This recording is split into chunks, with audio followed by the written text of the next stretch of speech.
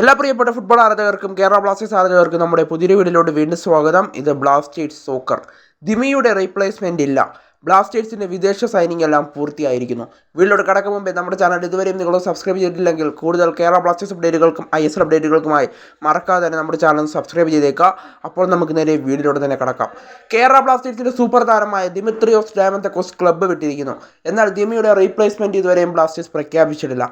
Durand കപ്പും ഏകദേശം തുടങ്ങാറായിരിക്കുന്നു. ബ്ലാസ്റ്റേഴ്സിൻ്റെ പ്രീ സീസൺ മത്സരങ്ങൾ തുടങ്ങിയിരിക്കുന്നു.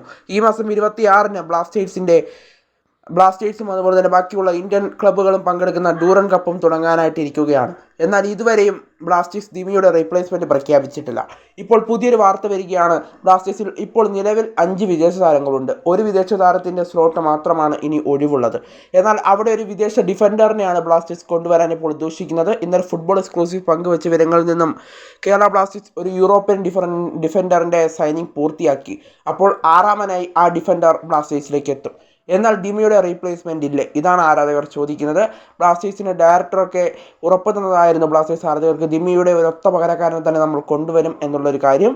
എന്നാൽ ഇതുവരെയും ദിമിയുടെ റീപ്ലേസ്മെൻറ്റ് എത്തിയിട്ടില്ല. ഇനി വരുമോ എന്നതും അറിയില്ല. എന്തായാലും ഈ ദിമിയുടെ പകരക്കാരനെ കൊണ്ടുവരില്ല എന്നൊക്കെയാണ് ആരാധകർ ചോദിക്കുന്നത്. എന്തായാലും ഇപ്പോൾ ബ്ലാസ്റ്റേഴ്സ് കൊണ്ടുവരാൻ തന്നെയാണ് ഉദ്ദേശിക്കുന്നതെന്നാണ് മനസ്സിലാക്കാനായിട്ട് സാധിക്കുന്നത്.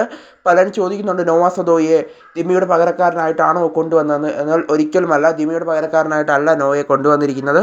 എന്തായാലും ദിമിയുടെ പകരക്കാരൻ എത്തുമെന്നാണ് ഇപ്പോഴും റിപ്പോർട്ടുകൾ പുറത്തേക്ക് വരുന്നത്. ഡ്യൂറൻ കപ്പിന് മുൻപല്ല, ഡ്യൂറൻ കപ്പിന് ശേഷമായിരിക്കും മിക്കവാറും ദിമിയുടെ പകരക്കാരൻ്റെ സൈനിങ് പ്രഖ്യാപിക്കാൻ പോകുന്നത് എന്നാണ് ഇപ്പോൾ മനസ്സിലാക്കാനായിട്ട് സാധിക്കുന്നത്.